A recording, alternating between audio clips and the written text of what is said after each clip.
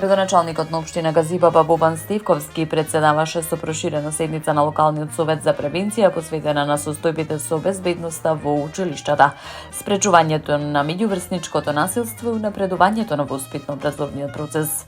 Седницата беше свикана по неодамнешен инцидент во основно училиште во населбата Ченто, по кој советот упати јасна недвосмислена осуда на секој вид насилство, нагласувајќи дека тоа е неприфатливо и не може да има никакво оправдување. Во дискусијата беше констатирано дека станува збор за изолиран случај, додека безбедносната состојба во училиштата на територијата на општините се оценува како стабилна со постојни мерки за заштита на учениците.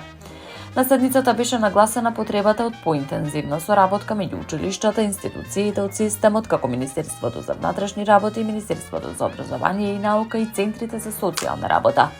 Локалниот совет за превенција најави дека во наредниот период ќе иницира и реализира јавни дебати, едукативни настани, кампањи насочени кон подигање на свеста за штетноста од насилството и промовирање култура на почит и ненасилна комуникација.